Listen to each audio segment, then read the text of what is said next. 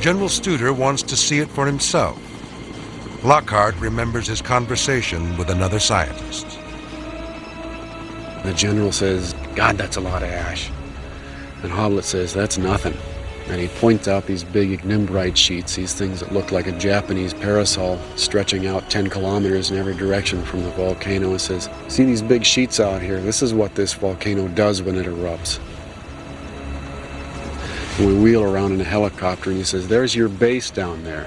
And you can see it very obviously at the leading edge of one of these sheets that came down that valley.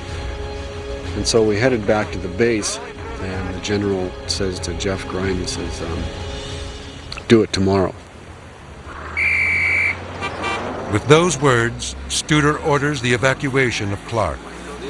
On June 10th, some 14,000 Americans leave for a Navy facility 25 miles away. A small security force and the science team stay behind.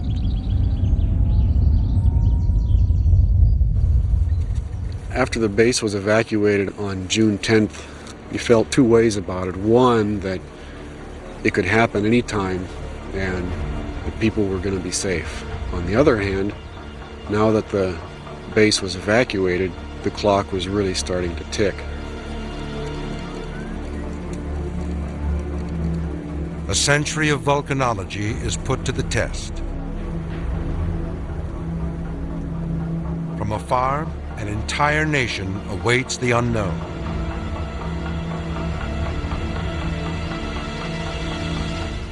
June 12th, 8:51 a.m. The wait is over.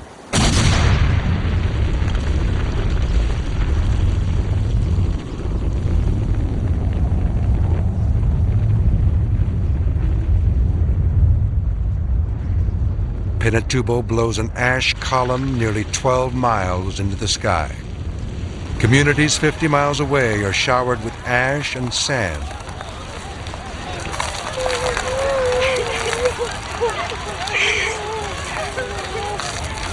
Eruptions continue for 2 days. The evacuation radius is enlarged. More than 80,000 people leave their homes.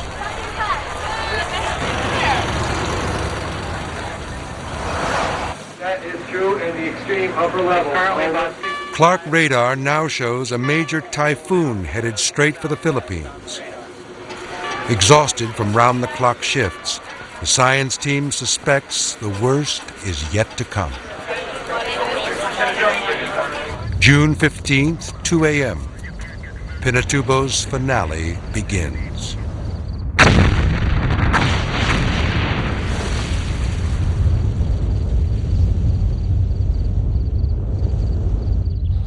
At dawn, pyroclastic flows stream down the volcano's flanks.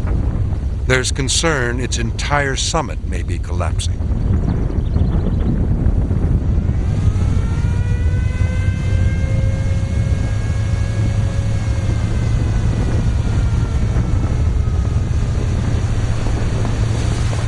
Ashfall turns 10 a.m. black as midnight.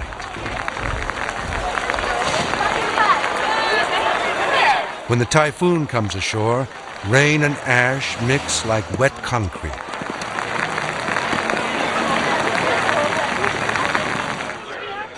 Continuous blasts overwhelm monitoring stations.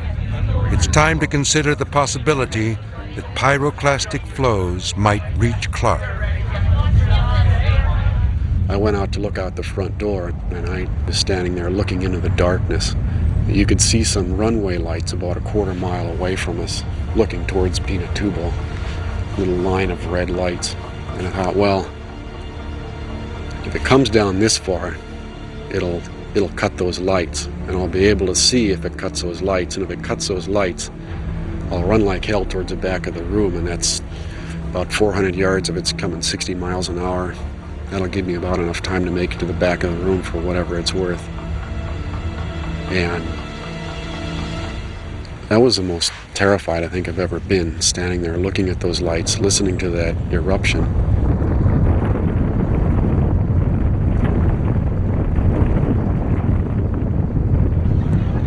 Around 2 p.m., The largest explosion yet knocks out all but one of the monitoring stations. I noticed that without much big ado and really no organization, each of the volcanologists was making sure he had his knapsack packed with the kinds of things that if he was going to have to leave, he could grab very quickly.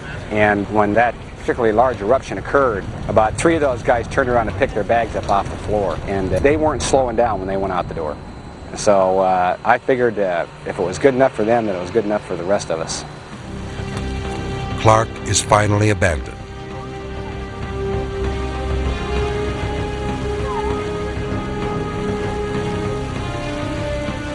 Around midnight, the eruption is over. By morning, people return to towns crushed by ash. Collapsed buildings claim 300 lives. But tens of thousands are saved in the largest evacuation ever staged as a result of eruption forecasts. For volcanology, it's an unprecedented success. Still, Pinatubo's summit is gone in the largest eruption on Earth in half a century. Over 2 cubic miles of debris blanket the landscape. Rain wreaks havoc with these loose deposits. In the days after the eruption, mudflows claim hundreds of lives.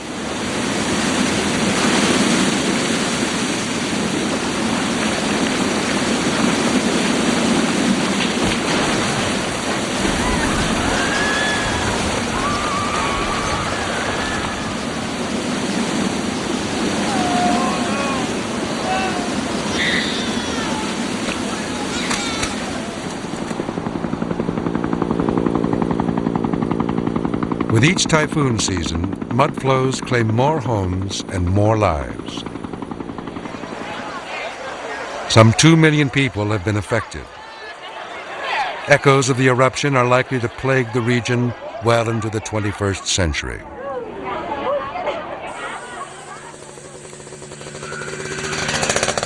Today, Pinatubo sleeps again. But for how long?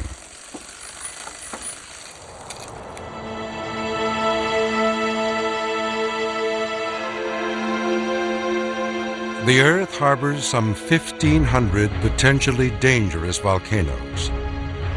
More than 500 million people live within their reach.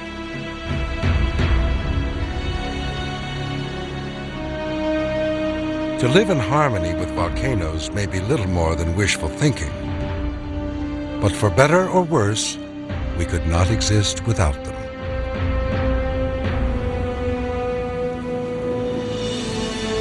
If not for the fire within, the Earth would be a barren sphere, worn smooth as a blue marble.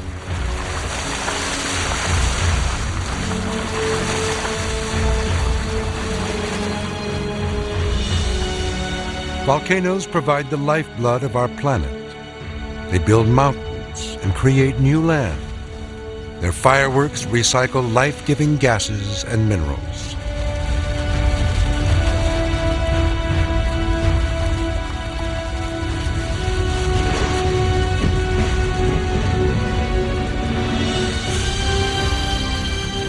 Most atoms in our bodies were once inside the Earth.